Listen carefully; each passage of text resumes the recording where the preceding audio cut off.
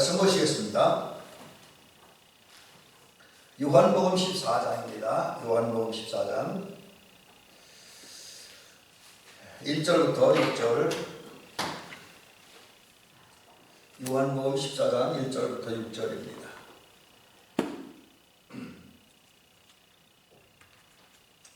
이제 봉독을 합니다.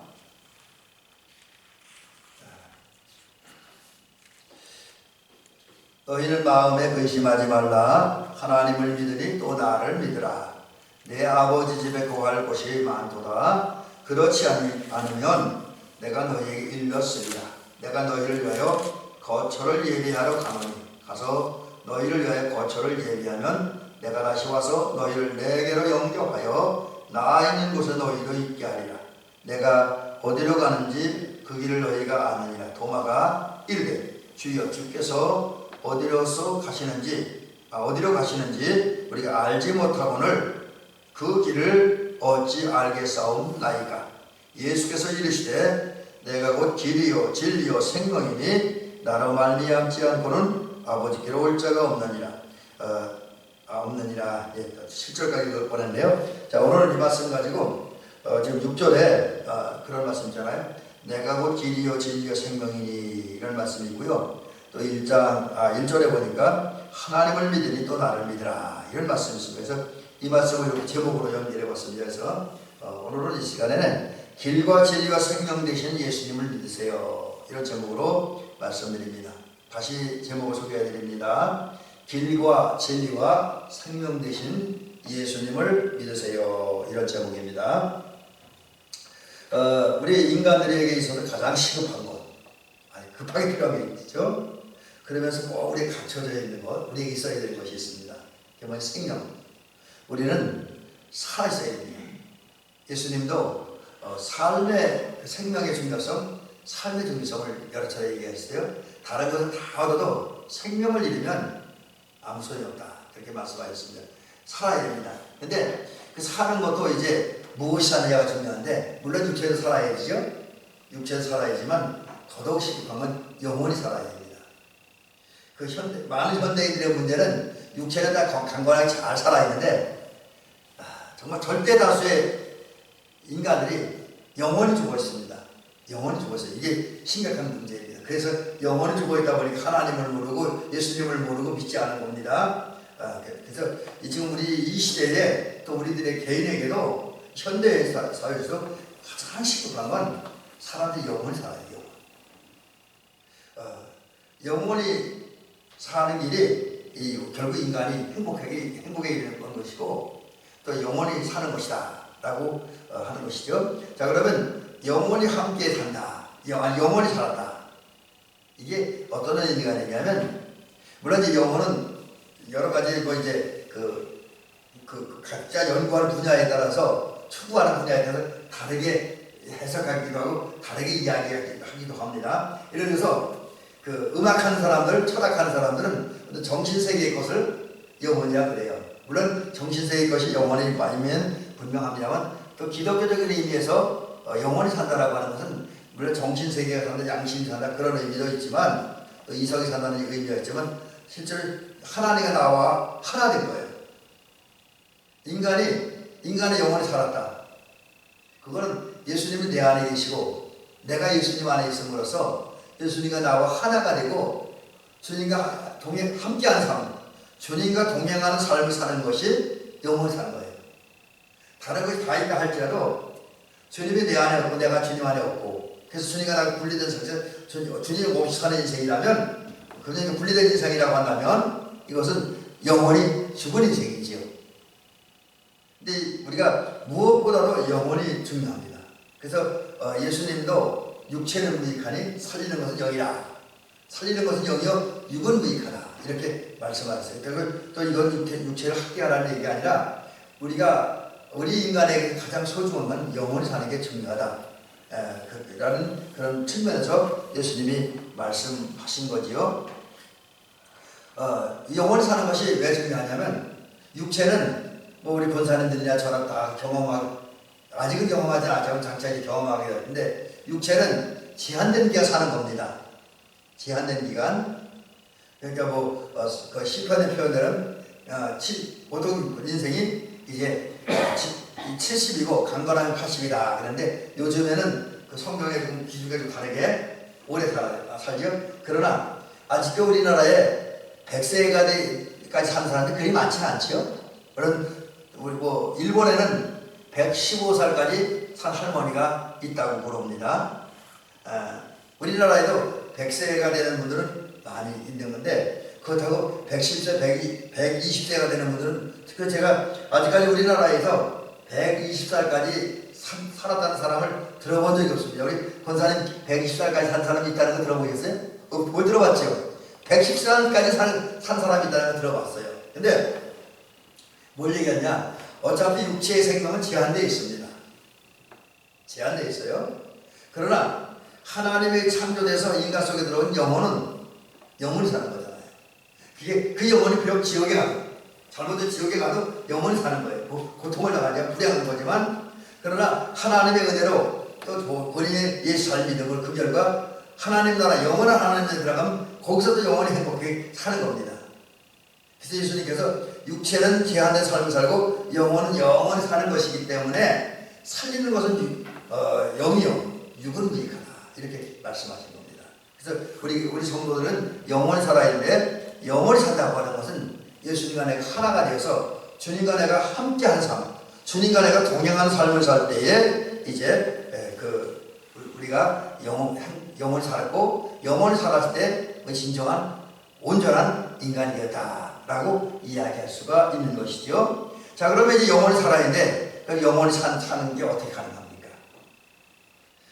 저는 이제 오늘 이 말씀을 준비하다가 늘 제가 이제 찬송을 통해서 해답을 많이 찾기도 합니다만 찬송가 544장을 통해서 그 해답을 찾아봅니다. 544장 이런 찬송이죠. 울어도 못하네 눈물 많이 흘려도 겁을 얻게 못하고 죄를 씻지 못하니 울어도 못하네 십자가에 달려서 예수 고난 당했네 나를 구원하실 이 예수밖에 없네. 여기 1절이고요 2, 3절은 시간 관계에서 넘어가고 4절을 불러봅니다. 믿으면 살겠네 주 예수만 믿었어 그 은혜를 힘입고 오직 주께 나가면 영원 삶을 얻네 십자가에 달렸어 예수 고난 당했네 나를 구원하실 이 예수밖에 없네. 자, 제가 이제 제가 말씀을 준비할 때 다 부르려고 했었는데 지금은 시간 관계상 줄였고요. 이 찬송을 다시 한번 살펴보면 우리가 운다고 해서 또 우리가 힘쓴다고 해서 또 우리가 착하게 산다고 해서 마음이 착하다고 해서 또 어려움과 고난이 참는다고 해서 우리 영혼이 사는 건 아니에요. 우리 영혼이 구원받고 주님과 동행하는 삶을 사는 건 아닙니다. 그거 안 돼요. 찬송가 544장 4절에 보면 믿으면 된다. 근데 사실은 우리 권사님들 지금 우리가 사용한 찬송가 전에 먼저 우리 개편 찬송가 그거 쓸 때 통일 찬송가는 거기에 보면 믿으면 살겠네 라는 그렇게 가사가 되죠. 근데 권사님들은 어떻게 느끼는지 몰라. 저는 믿으면 되겠네라고 하는 이 가사보다 믿으면 살겠네라고 하는 가사가 더 적절한 것 같아요. 제 느낌은 그렇습니다. 물론 이 부분에 대해서는 이제 신앙에 따라 다른 느낌을 갖겠지만요. 근데 여기 중요한 건 믿으면 영원히 산다는 거죠. 주 예수만 믿으면 영원히 산다.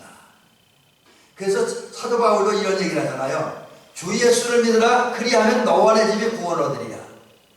여기 바울 사도의 얘기하면 예수님을 믿어야 구원받으면 영원히 산다는 거죠.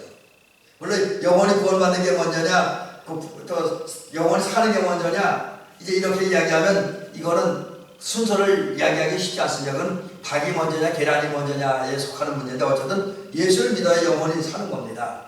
구원받아요. 그 다음에 예수님도 요한복음 3장 16절에서 뭐라고 했습니까? 하나님이 세상을 이처럼 사랑하사 독생자를 주셨으니 누구든지 저를 믿는 자, 곧 예수를 믿는 자마다 영생을 한다 했어요. 이런 말씀에 보면 예수님을 믿을 때 우리 영원히 사는 거예요.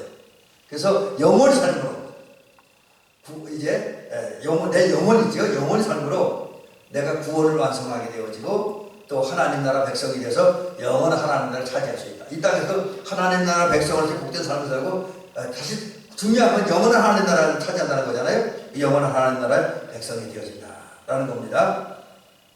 자, 그런데 우리가 이제 이 믿음 그런 데서 보면 예수 믿어야 돼요. 영원히 살기 위해서 또 곧 우리의 가장 시급한 것, 가장 필요한 것, 가정으로 행복한 인간이 되기 위해서, 복된 인간이 되기 위해서 우리 예수 믿어야 되는데, 우리가 믿음 생활할 때 우리를 비롯한 모든 사람들에게 믿음 생활에 큰 방해가 되는 적이 있습니다. 영적인 적이에요. 그게 뭐냐?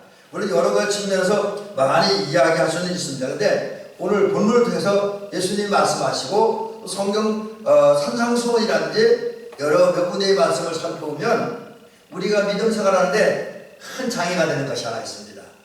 그게 뭐냐면 염려, 걱정, 근심입니다. 그래서 오늘 본문에도 보니까 예수님께서 그런 말씀을 하잖아요. 너희는 마음에 근심하지 말라.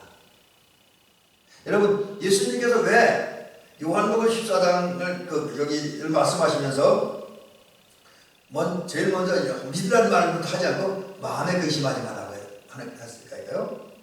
이 근심이 예수님 말씀에 의하면 우리의 믿음을 약화시키는, 또 우리의 믿음, 우리가 예수 믿지 못하게 하는 그런 도구가 돼요.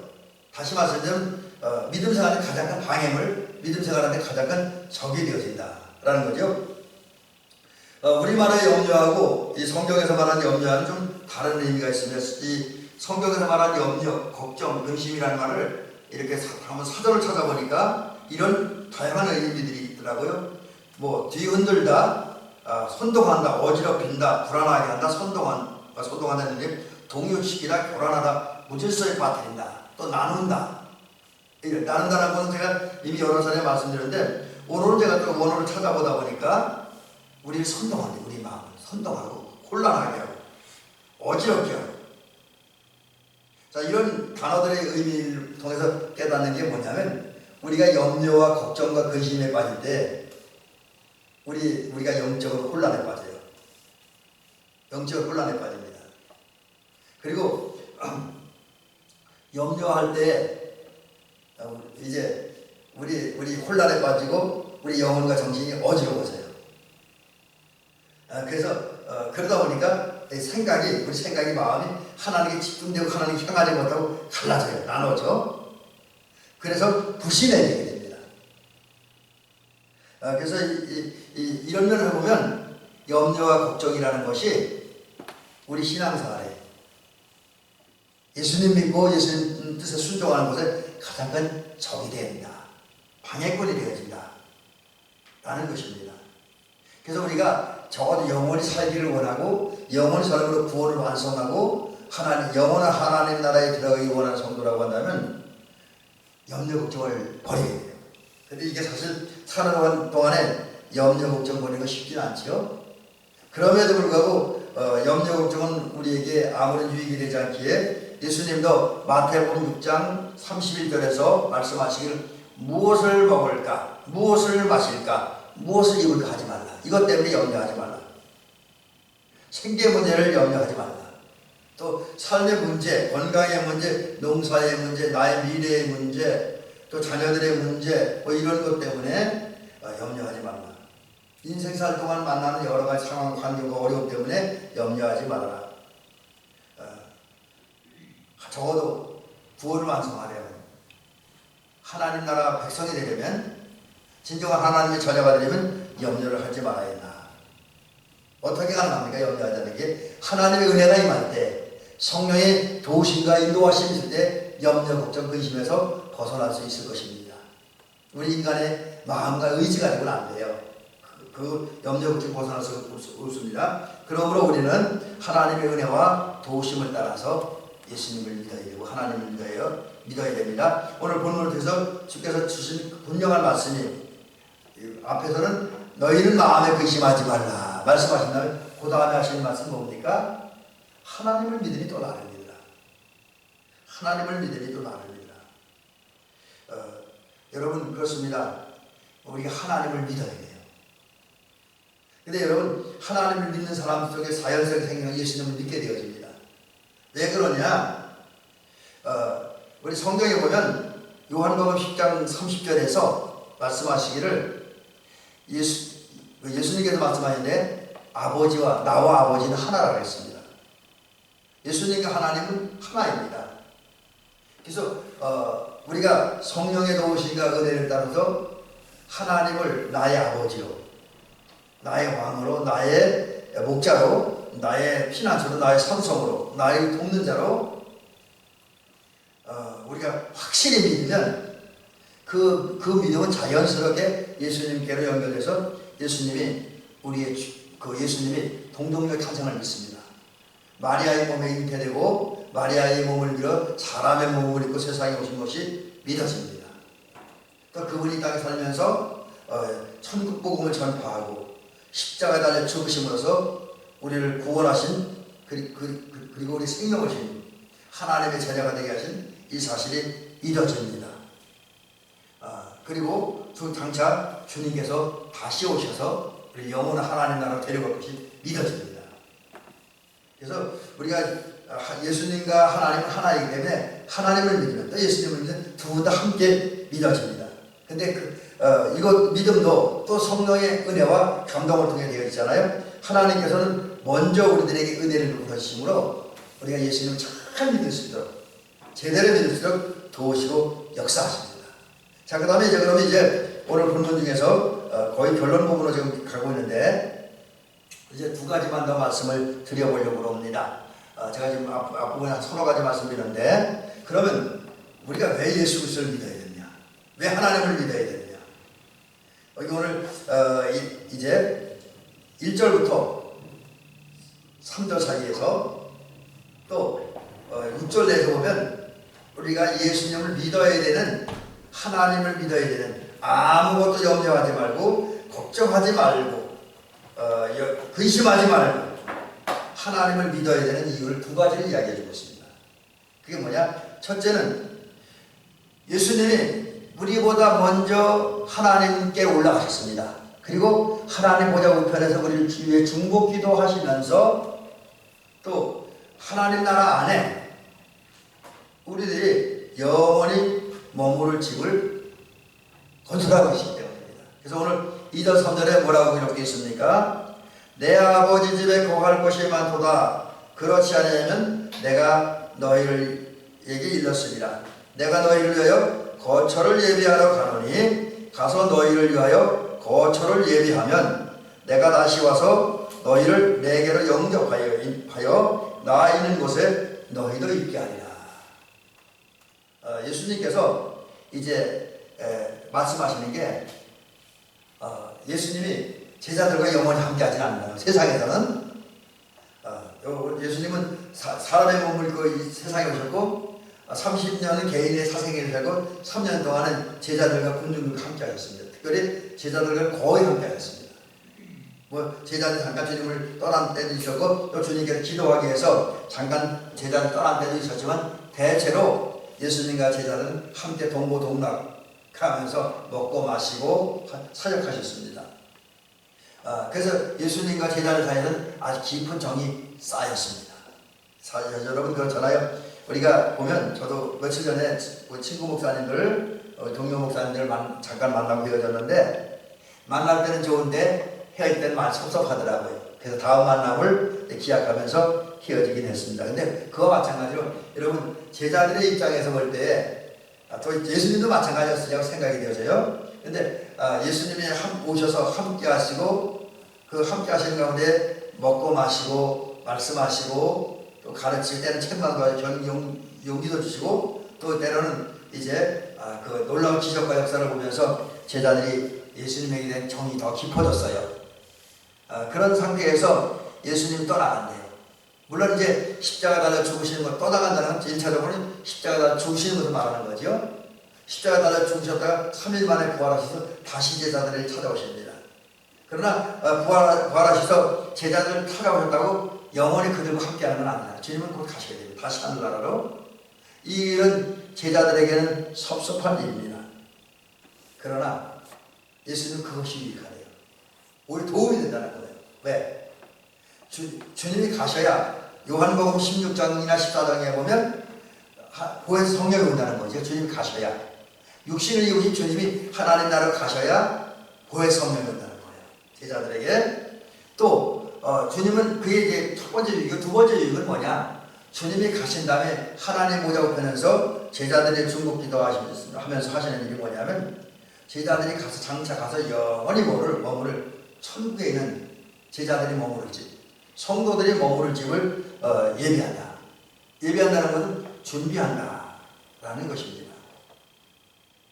그러면 이제 여기에 이제 어떤 분이 그런 얘기 하더라고요. 천국지 하나님 나라가 크다고 하지만 사람이 계속 들어가다 보면 차고 공간이 없어서 들어갈 공간이 없어서 결국 나중 사람은 못 들어갈 것 아닙니까? 이렇게 반문하는 사람도 있더라. 그저 어떤 모임에 가니까 누가 그런 얘기 해요. 그게 인간이라고 인간적으로 분석해서 다 그럴 수도 있어요. 여러분 아무리 큰 집을 지어도 거기에 사람이 너무 많이 오면 나중에 못 들어가잖아요. 그죠?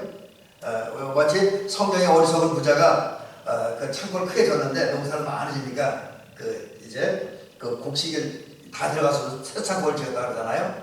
근데 그런 개념으로 보면 천국도 크다고 해도 하나님 나라는 크다고 해도 사람들이 계속 들어가면 나중에 들어갈 공간이 없을 수도 있겠죠. 그러나 하나님이 왕이 되시고 하나님이 다스리는 그런 나라는 그런 게 없습니다. 아무리 사람이 안에 들어가도 들어가 또 들어갈 공간이 있습니다. 그래서 그 규모나 어떤 크기 여러 가지 내용면을 볼 때 아주 무한한 하나님 나라입니다. 그런 하나님 나라로 사람을 데려가십니다. 언제? 이제 여기 오늘 본문에 보면 그 처소를 예비하면 다시 와서 너희를 내게 영접할 것이다. 이렇게 이야기합니다. 그러면 다시 온다는 얘기가 뭡니까? 결국 예수님께서는 지금은 현재는 오늘까지도 마찬가지일 겁니다. 하나님 보좌 우편에 앉아서 우리를 중보기도 하시면서 또 일하십니다. 우리들이 가서 영원히 머무를 천국집을 준비하고 계시는 거예요. 그러다가 때가 되면 주님 다시, 그게 예수님 재림이잖아요. 재림에 오셔서 모든 민족, 모든 백성, 모든 사람을 모아놓고 양과 염소를 구분하듯 알곡과 측정이를 구분하듯 이렇게 갈라놓습니다. 심판하신 다음에 양으로 인정된 사람들, 또 알곡으로 인정된 사람들을 이제 주님이 예비하신 영원한 하나님 나라로 데려가죠. 이 주님이 미리 예비하신 바로 그런 일들을 주님께서 하시기 때문에 우리 주님을 믿어야 된다라는 것이죠. 그 다음에 두 번째 오늘 말씀 마지막 부분인데 우리가 주님을 믿어야 될 마지막 두 번째 이유는 뭐냐? 예수님께서 우리의 길과 진리와 생명이시기 때문이다라는 것이죠. 사실 예수님께서 이 말씀을 하신 이유 중에 하나는 제자들 또 현대 교회 성도들 격려하시고 용기와 희망과 기쁨을 주시기 위함이었습니다. 이미 예수님은 몇 차례에 걸쳐서 당신이 예루살렘에서 십자가에 달려 죽으실 것을 예고하셨습니다. 3차례 혹은 4차례 예고를 하셨습니다. 그리고 당신이 체포될 때에 가룟 유다가 예수님을 팔아버릴 것, 그 과정에서 그리고 또 제자들이 예수님을 다 버리고 다 도망할 것이라는 것, 또 베드로가 주님을 다 굴리기 전에 3번이나 부인할 것을 말씀하셨습니다. 이 말씀을 들은 제자들이 불안과 두려움과 슬픔에 빠졌습니다. 예수님이 죽으신다는 사실 때문에. 이건 위선이 아니라 그들의 진심이었습니다. 이러한 제자들을 위로와 격려하기 위해서 앞에서는 마음에 근심하지 말라 하나님을 믿으니 또 나를 믿으라고 말씀하셨고 그 다음에 하나님 나라의 처소를 얘기한 다음에 당신이 우리를 그곳에 들어가게 하는 길이 되어주시고 진리가 되어주시고 생명이 되어주신다고 말씀하십니다. 그래서 용기를 주는 거죠. 뿐만 아니라 제자들은 제가 조금 전에 말씀드렸던 그런 주님의 예고의 말씀이 들었는데 그게 무슨 의미인지 무슨 뜻인지 이해를 못합니다.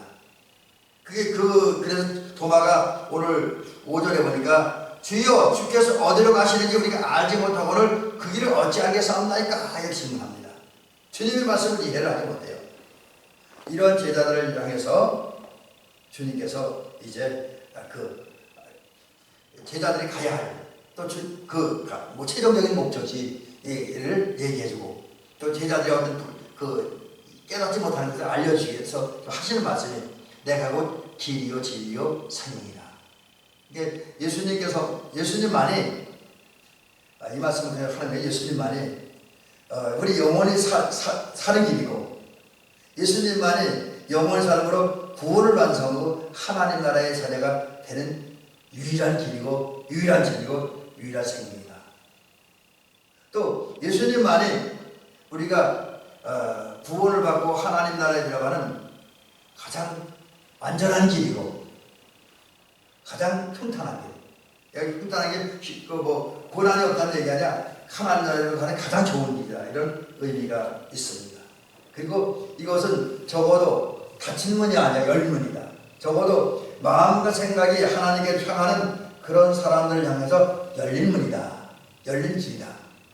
이 사실을 말씀을 하고 있습니다. 그렇습니다. 예수님만이 저와 여러분들을 우리 살게 하는, 우리 영원히 살게 하는, 그 영원히 살게 하면서 우리 구원을 받고 하나님 나라에 들어가게 하는, 또 이 땅에 복된 삶을 살게 하는 유일한 길이고 유일한 진리고 유일한 생명이고 가장 평탄한 길과 진리와 생명이십니다. 그렇기 때문에 저와 여러분들은 예수님을 믿어야 한다는 겁니다. 하나님을 믿어야 한다는 것입니다. 이제 말씀 마치겠습니다. 사랑하는 우리 장로님 그리고 우리 권사님들 우리 성도님, 이제 우리는 살면서 또 살다 보면 여러 가지 사건들과 상황을 만납니다. 그래서 염려하고 걱정하고 이제 근심할 수밖에 없는 그 상황에 빠지기도 합니다. 그러나 이것은 예수 없는 사람들에게, 불신자들에게만 나타나는 현상입니다.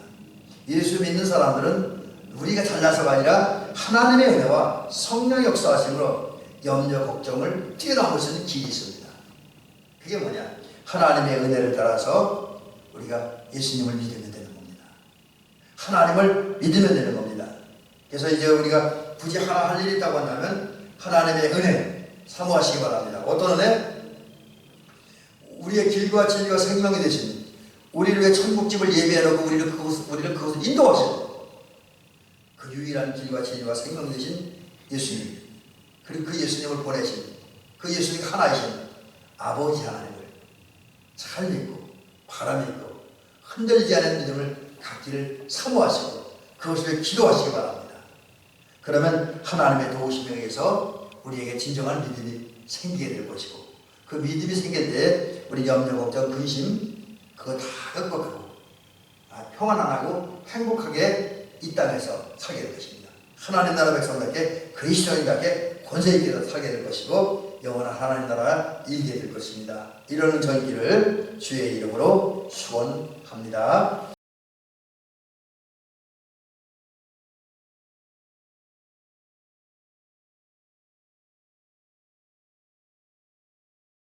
내 영혼을